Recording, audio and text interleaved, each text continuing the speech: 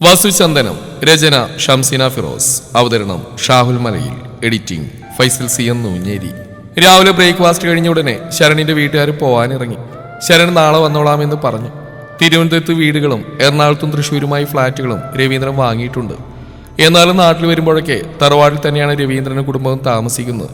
വസുവിന്റെ വീട്ടിൽ നിന്നും 1 മണിക്കൂർ യാത്രയുണ്ട് അവിടേക്ക്. രാധികയ്ക്ക് പിന്നെയുള്ളത് ഒരു സഹോദരിയാണ്. രാധികയേക്കാൾ മുതിർന്നതാണ്. അയൽപ്പക്കത്തേക്ക് തന്നെയാണ് വിവാഹം കഴിഞ്ഞ്. അതിനാൽ തറവാടും പരിസരവും പൊടിപിടിച്ച് കിടക്കാറില്ല. ആഴ്ചയിൽ 1-2 ദിവസം കയറി വൃത്തിയാക്കിയിടും. 2 പെൺമക്കളാണ് അവർക്ക്. വിവാഹം കഴിഞ്ഞ് വിദേശത്ത് സെറ്റിൽഡാണ്. ജോലിയും കുട്ടികളുടെ പഠനവുമായി എന്നും തിരക്കിലായതുകൊണ്ട് നാട്ടിലേക്ക് വരുന്ന വളരെ ചുരുക്കമാണവർ. കുഞ്ഞിലെ മുതൽ ശരണിന് പ്രിയം രാധികയോടാണ്. അതുകൊണ്ട് വെക്കേഷന് വരുമ്പോഴൊക്കെ അവന് ഓടി വരുന്നതും രാധികക്ക് അരികിലേക്കാണ്. വസു ഒന്നും ഓഫീസിൽ പോയിരുന്നില്ല, അവധി പറഞ്ഞു. വരുണിന് മാച്ച് ഉള്ളതിനാൽ രാവിലെ കോളേജിലേക്ക് പോയിരുന്നു. തലേ ദിവസത്തെ പോലെ തന്നെ അന്നും വിഭവസമൃദ്ധമായ ഊണ് തയ്യാറാക്കിയിരുന്നു.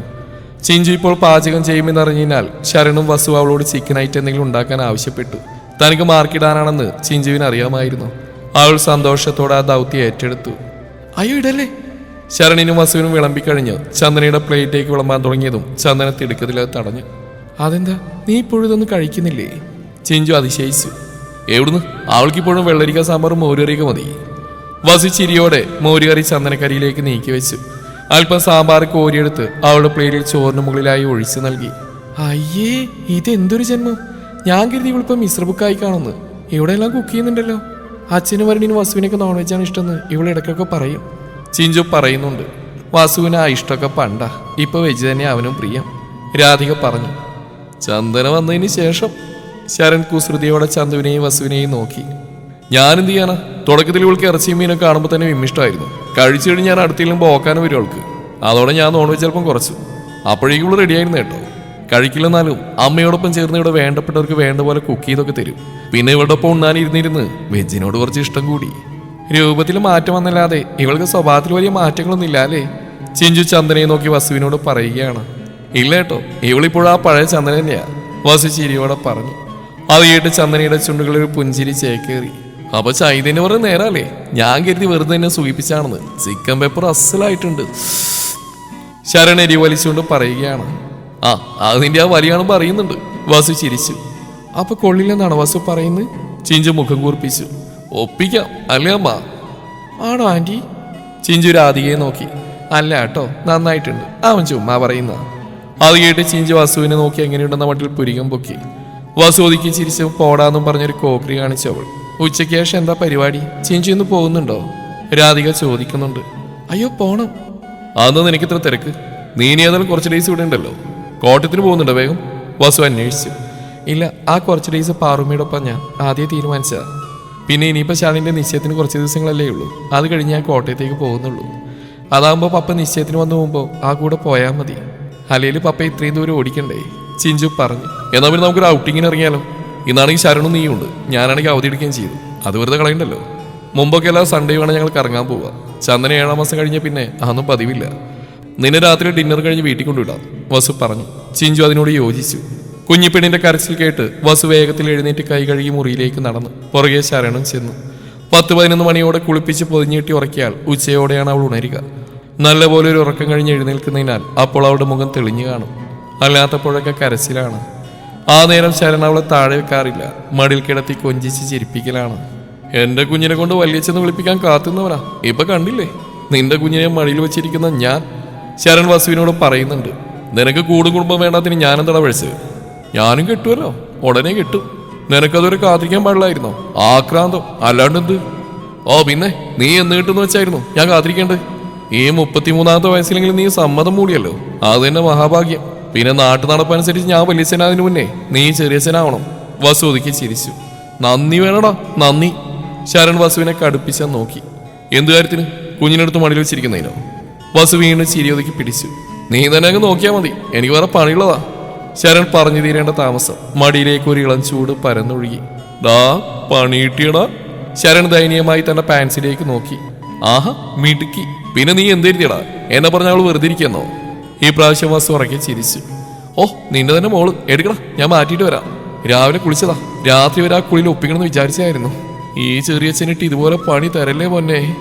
ശരൺ കുഞ്ഞിനെ ശ്രദ്ധയോടെ വസുവിന്റെ കയ്യിലേൽപ്പിച്ചു. എന്തുപറ്റി? മുറിയിൽ നിന്നും തിടുക്കത്തിൽ മുകളിലേക്ക് കയറി പോകുന്ന ശരണിനോട് ചന്ദന തിരക്കി. നിന്റെ കുഞ്ഞി, എനിക്ക് പണി തന്നിട്ടുണ്ട്. ദേ പാൻസ് മൊത്തം നനഞ്ഞാ കിടക്കുന്നത്. ചേഞ്ച് ചെയ്തിട്ട് വരാം കേട്ടോ. നിങ്ങൾ റെഡി ആയിക്കോ, പോണ്ടേ? ചന്ദനയോട് അവൾക്കരിയിലേക്ക് വന്ന ചിഞ്ചുവിനോടായി പറഞ്ഞു ശരൺ. മുകളിലെ ചന്ദനയുടെയും വസുവിന്റെയും മുറിയായിരുന്നു ചിഞ്ചുവിന് ഇന്നലെ നൽകിയത്. മറ്റൊന്നിൽ ശരൺ, പിന്നൊന്ന് സാന്ദ്ര ഉപയോഗിച്ചിരുന്നു. വല്ലപ്പോഴും ക്ലീൻ ചെയ്യാൻ മാത്രമാണ് അത് തുറക്കാറ്. മറ്റൊന്നിന് ആ മുറി ഉപയോഗിക്കാറില്ല. ഇടയ്ക്ക് ശരണിയോ വാസുവോ രാധികയോ അല്പനേരം ചെന്ന് അകത്തിരിക്കുന്നത് കാണാം. എന്തൊക്കെ പറഞ്ഞാലും എത്രയ്ക്കായാലും അകാലത്തിൽ പൊലിഞ്ഞു പോയുള്ള ഏർക്കുമുള്ളിൽ ദുഃഖം നിലനിർത്തിയിരുന്നു. മുന്നിലേക്ക് എത്ര കാലങ്ങൾ ഉണ്ടായിരുന്നു. അത്രയും ചെറുപ്രായത്തിൽ വിധിയാണ്. ചിലപ്പോൾ കർത്താവിനോട് ഏറ്റവും അടുത്ത് നിൽക്കുന്നവരിൽ ഒരുവളായിരിക്കാം അവൾ. വലിയമ്മച്ചി പറയാറുണ്ട്, കർത്താവിന് അത്രയേറെ ഇഷ്ടമുള്ളവരെയാണ് തിടുക്കത്തിൽ ആ ചാരത്തേക്ക് വിളിക്കുക എന്ന്. മുറിയിലേക്ക് കയറവേ സാന്ദ്രയുടെ മുറിക്ക് നേർക്ക് നോട്ടം ചെന്നപ്പോൾ ചിഞ്ചു ദുഃഖത്തോടെ ഓർക്കുകയുണ്ടായി. കിടക്കാനായി മേല് കഴുകി ഇറങ്ങുന്ന ചന്ദന കാണുന്ന ഒരു മൂളിപ്പാട്ടോടെ തൊട്ടിൽ പതിയാട്ടുന്ന വസുവിനെയാണ്. എഴുന്നേറ്റോ, ഞാനിപ്പോ കിടത്തേക്ക് പോയുള്ളൂ. ഉയർത്തി കെട്ടിവെച്ചിരിക്കുന്ന കേശഭാരം അഴിച്ചിട്ട് തൊട്ടിലേക്ക് എത്തി നോക്കിയവൾ. ഞാൻ വരുമ്പോൾ ഉടനെ കിടപ്പായിരുന്നു. അപ്പോഴേക്കോ കള്ളിപ്പെണ്ണ ദേ ഇപ്പൊ ഇറങ്ങിയിട്ടുണ്ട്. ചന്ദന മുടിയിൽ വിരൽ കടത്തി കെട്ടുകളഞ്ഞുകൊണ്ട് നിലക്കണ്ണാടിക്ക് മുന്നിലേക്ക് നിന്നു. പൊടുന്നനെ വയറിന് മീതെ 2 കൈകൾ അമർന്നു. ചന്ദന ചിരിയോടെ കണ്ണാടിയിൽ വസുവിന്റെ മുഖത്തേക്ക് നോക്കി. ചിഞ്ചു പറഞ്ഞു, ചന്തു ഇപ്പോൾ വളരെ സുന്ദരിയായിരിക്കുന്നു. എന്നോട് അതിന്റെ സീക്രട്ട് ചോദിച്ചു. ഞാനത് പറഞ്ഞു കൊടുക്കുകയും ചെയ്തു. എന്തു പറഞ്ഞെന്ന്? ചന്ദന കണ്ണുകൾ മിഴിച്ചു. ഉള്ളത് തന്നെയൊക്കെ പറഞ്ഞു. അതെന്താണെന്ന് ചന്ദനത്തിൽ സംശയത്തോടെ തിരക്കി. ദേ ഇത്. വസുവളുടെ കഴുത്തിടുക്കിലേക്ക് മുഖം പൂഴ്ത്തി ചുംബിച്ചു. ചന്ദന ഒന്ന് പുളഞ്ഞുയർന്നു. വസുവിന്റെ കൈകൾ അവിടെ അണിവയറിൽ മുറുകി. സൗന്ദര്യം മാത്രമല്ല, തടി അല്പം കൂടിയിട്ടുണ്ടോന്നാ എന്റെ സംശയം. വസുവിന്റെ ചിരി കേട്ട് അവൾ പരിഭവത്തോടെ അവന്റെ കൈകളകത്തി. എനിക്കിഷ്ടായിട്ടോ. പറയുന്നതോടൊപ്പം വസുവളെ ഭിത്തിയിലേക്ക് ചേർത്ത് നിർത്തി. പ്രണയത്തോടെ തന്നിൽ അലയുന്ന വസുവിന്റെ മിഴികൾ കാണുകെ ചന്ദന പരവശയായി. ദേ വിയർക്കുന്നു വിറക്കുന്നു. നീ ഇപ്പോഴാ പഴയ ചന്ദന തന്നെയാ. വസു ഉറക്കെ ചിരിച്ചു. അയ്യോ പതിയെ, കുഞ്ഞുണരും. ചന്ദന വേഗത്തിൽ വസുവിന്റെ ചുണ്ടുകൾക്ക് മീതെ കൈവച്ചു. ഇല്ലെന്ന് അവൾ അങ്ങനെ ഇടം കൂലിടൂ. അവൾക്കറിയാം അച്ഛൻ അമ്മയെ സ്നേഹിക്കാൻ ഈ സമയം ആവശ്യമാണെന്ന്. വസു താളത്തിൽ പറഞ്ഞുകൊണ്ട് ചന്ദനയുടെ നീണ്ട വിരലുകൾ കൈക്കുള്ളിലാക്കി പതിയെ അവയെ തഴുകി. വേണ്ടെന്ന് ചന്ദന വെറുതെ തടയാൻ ശ്രമിച്ചു. വേണമെന്ന്. അയ്യോ ദേവിയുടെ വേണ്ടാന്ന്. മോൾ ഉണരും കേട്ടോ. ഇല്ലെന്ന്. വസുവിന്റെ വിരലുകൾ അവിടെ തുടുത്ത ദേഹത്തിൽ ഒരു ചിത്രം വരയ്ക്കാൻ തുടങ്ങി. ഞാൻ ആദ്യമായി കാണുമ്പോൾ ഈ കണ്ണുകളിൽ ഭയമായിരുന്നു. പിന്നീട് അത് പരിഭ്രമത്തിന് വഴിമാറി. ഒടുവിലെപ്പോഴോ ആ കണ്ണുകളിൽ പ്രണയം നിറഞ്ഞ് തുളുമ്പി. വർഷങ്ങൾക്കിപ്പുറം കാണുമ്പോൾ തികച്ചും അപരിചിതത്വം മാത്രമായിരുന്നു അവിടം. അന്ന് ഞാൻ എത്ര വേദനിച്ചെന്നോ. വിവാഹം കഴിഞ്ഞുവെന്നാലും നിന്റെ മിഴികളിലെ പ്രണയക്കടൽ എനിക്ക് അന്യമായിരുന്നു. എത്രയോ ദിവസങ്ങൾക്ക് ശേഷം പിന്നീട് ഞാൻ നിന്റെ കണ്ണുകളിൽ പ്രണയം നിറഞ്ഞു കണ്ടത്. അന്ന് ഞാൻ എത്ര സന്തോഷിച്ചു എന്നോ. ഈ ലോകം മുഴുവൻ കൈപ്പിടിയിൽ ഒതുക്കിയ സന്തോഷമായിരുന്നു എനിക്ക്. സുഖമുള്ള പ്രണയകാലത്തേക്കാളേറെ നോവുന്ന വിരഹകാലമായിരുന്നു നമുക്കിടയിൽ.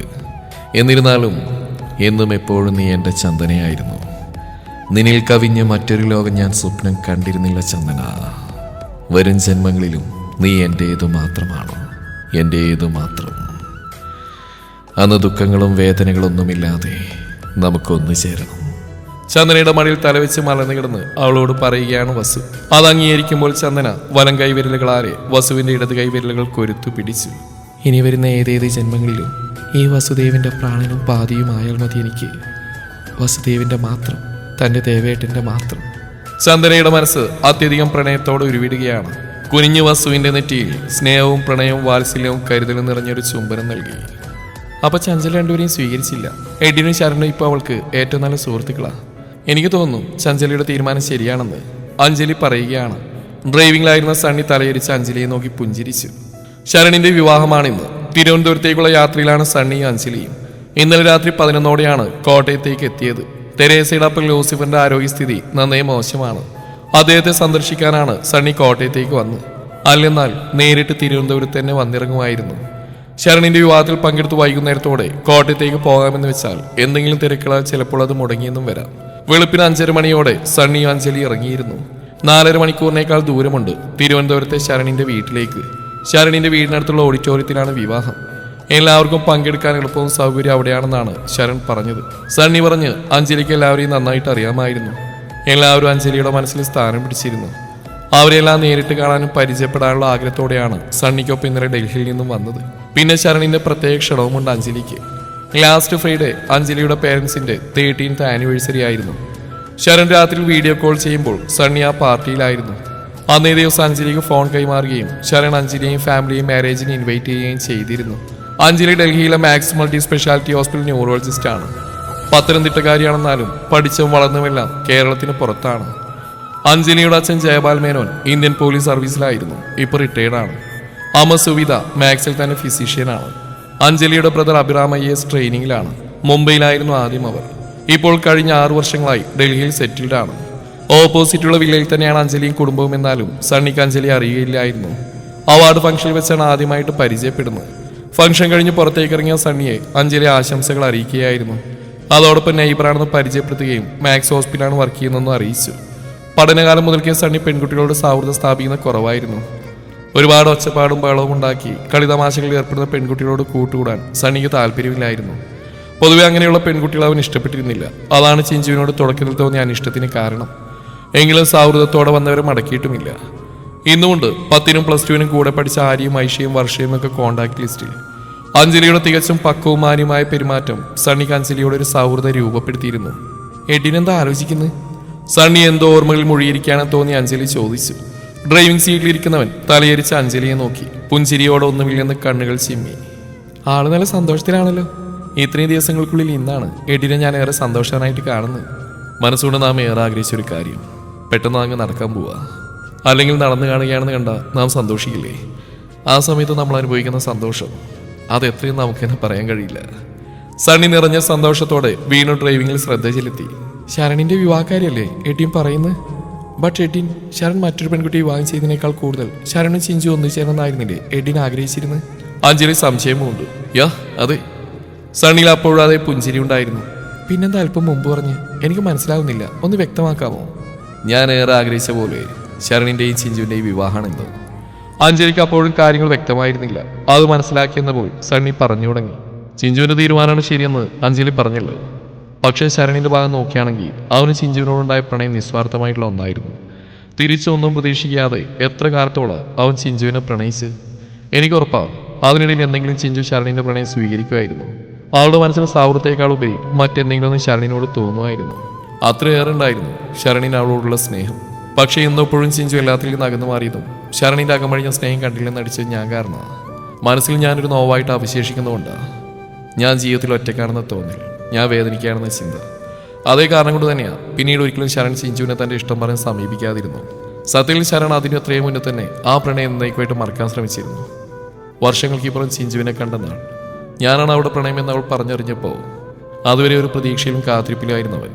പിന്നീട് അത് അവസാനിച്ചു എന്ന് ചോദിച്ചാൽ ഇല്ല. പിന്നെ അവൻ എന്തിനോ വെറുതെ ഒരു കാത്തിരിപ്പായിരുന്നു. സ്വന്തമാകില്ലെന്നൊരു വിശ്വാസം ഉണ്ടായിട്ടും അവൻ്റെ പ്രണയം അത്രമേൽ തീവ്രമായി ഹൃദയത്തിൽ നിലകൊള്ളുകയായിരുന്നു. ചിഞ്ചുവിനോട് ശരണിന് വേണ്ടി സംസാരിക്കാൻ പലവട്ടായിട്ട് തുനിഞ്ഞെങ്കിലും അതിനുള്ള അർഹതയോ സ്വാതന്ത്ര്യമോ ധൈര്യമോ അങ്ങനെ ഒന്നുമേത് എനിക്കില്ലെന്ന തോന്നൽ എന്നെ അതിൽ നിന്ന് വിലക്കി കളഞ്ഞു. ചിഞ്ചു എന്നെയും സണ്ണിയെന്നല്ല മറ്റാരെയും ഇനി ലൈഫിലേക്ക് സ്വീകരിക്കാൻ തയ്യാറാവില്ലായിരുന്നു. എവിടെയും സമാനത്തിൽ നോക്കാൻ ആലോചിക്കുക എന്നൊക്കെ പറയവള്. എന്നിരുന്നാലും ഒരിക്കലും അവളതിന് തയ്യാറാവില്ലെന്ന് എനിക്കും വസുവിനും ശരണിന് ഉറപ്പുള്ള കാര്യമായിരുന്നു. ആദ്യമൊന്നും ശരണിന് ഇപ്പോഴേ ഒരു യുവാത്തിന് താല്പര്യമില്ലായിരുന്നു. പിന്നീട് അവൻ സമ്മതിക്കുകയായിരുന്നു. മനസ്സൊരു വിത്താൽ അതിനോട് പൊരുത്തപ്പെട്ട് യോജിച്ചു വന്നിരുന്നു. അപ്പോഴാ ശ്രേയ സണ്ണി ഒരു ചെറു നിശ്വാസത്തോടെ പറഞ്ഞു നിർത്തി. അഞ്ജലിയുടെ മുഖത്ത് അതിനുശേഷം എന്തെന്നറിയാനുള്ള വ്യഗ്രത നിറഞ്ഞിരുന്നു. കഴിഞ്ഞ മാസം സണ്ണി നാട്ടിൽ പോയിരുന്നു. അത് ശരണിന്റെ നിശ്ചയത്തോടനുബന്ധിച്ചായിരുന്നെന്നും അഞ്ജലിക്ക് അറിയാമായിരുന്നു. ഈ മാസം വിവാഹമാണെന്നും സണ്ണി പറയുകയുണ്ടായി. വിവാഹത്തിന് ക്ഷണം കിട്ടിയതിനാലും സണ്ണി പോകുമ്പോൾ ആ ഒപ്പം പോകാൻ തീരുമാനിച്ചതിനാലും പിന്നീട് അതേക്കുറിച്ച് കൂടുതൽ കാര്യങ്ങൾ സംസാരിക്കാൻ വന്നിരുന്നില്ല. അതിനിടയിൽ എന്ത് നടന്നുവെന്ന ചോദ്യം ചോദിക്കാൻ ഒരുക്കുന്നവളെ നോക്കി സണ്ണി വീണ്ടും പറയുകയുണ്ടായി. ശരണിന് വാക്ക് നൽകിയ പോലെ തലേ ദിവസം തന്നെ സണ്ണി എത്തിയിരുന്നു. വസുവിന്റെ വീട്ടിലായിരുന്നു അന്നേ ദിവസം എല്ലാവരും. പിറ്റേ ദിവസം നിശ്ചയം നടക്കുന്ന ടൗണിലെ വലിയ പാർട്ടി ഹാളിലാണ്. ആർഭാടമായ ഒരു ചടങ്ങ്. എല്ലാ ഒരുക്കങ്ങളും കഴിഞ്ഞിരുന്നു. എന്നാൽ ഇവന് ബുദ്ധിയില്ലെന്ന് ഞാൻ ആലോചിക്കുന്നത്. നാളെ നിശ്ചയം കഴിയേണ്ട പെണ്ണിനെയാണ് അവൻ ഒളിച്ചോടാൻ സമ്മതം നൽകി അനുഗ്രഹിച്ചു വിട്ടിരിക്കുന്നത്. ടാക്സി ചാർജ് നൽകി അകത്തേക്ക് പ്രവേശിക്കുമ്പോൾ തന്നെ സണ്ണി കേൾക്കുന്ന അതാണ്. എല്ലാവരും ഹാളിലുണ്ട്. മുതിർന്നവരെല്ലാം സോഫയിലും കസേരകളുമായിട്ട് ഇരിക്കുകയാണ്. മറ്റുള്ളവർ അങ്ങിവിങ്ങായി ഭിത്തിയിൽ ചാരി നിൽക്കുകയാണ്. ആരുടെയും മുഖത്ത് സന്തോഷമില്ല. പകരം ദേഷ്യവും സങ്കടവും നാണക്കേടും അങ്ങനെ എന്തൊക്കെയോ സമ്മിശ്രമായി കാണാം. ചേച്ചി എന്താ ഈ പറയുന്നത്? മറ്റൊരുത്തിന് ഇഷ്ടമാണെന്ന് അവൻ്റെ ഒപ്പം ജീവിക്കാനാണ് ആഗ്രഹം എന്ന് പറഞ്ഞവളെ ഇവൻ പിടിച്ചു നിർത്തണം. അതുകൊണ്ട് എന്താ കാര്യം? അത് ഇവന്റെ ജീവിതം നശിപ്പിക്കാമെന്നേ ഉള്ളൂ. രാധിക തന്റെ സഹോദരി രേണുകയോട് പറയുന്നുണ്ട്. വാതിൽക്കൽ സണ്ണിയെ കണ്ട് എല്ലാവരുടെയും ശ്രദ്ധ ഒരു സെക്കൻഡ് അങ്ങോട്ട് തെന്നി. വീണ്ടും പറയാൻ ഒരുങ്ങിയവർ സണ്ണിയെ കണ്ടാണ് പെട്ടെന്ന് നിശബ്ദരായത്. സണ്ണിയെ മുമ്പേ പരിചയമുള്ളതിനാൽ അവൻ വെളിയിൽ നിന്നുള്ള ഒരാളല്ലെന്ന തോന്നലാലെ പറയേണ്ടുന്നവർ വീണ്ടും പറഞ്ഞു തുടങ്ങി. എന്തായാലും നന്നായെന്നേ ഞാൻ പറയുള്ളൂ. ഇപ്പോഴെങ്കിലും അവൾക്ക് പറയാൻ തോന്നിയല്ലോ. എങ്ങാനും നാളെ രാവിലെയോ മറ്റോ ആയിരുന്നെങ്കിലോ എന്ത് ചെയ്യായിരുന്നു? വിളിച്ചു വരുത്തി അത്രയും ആളുകളോട് എന്തു പറയായിരുന്നു?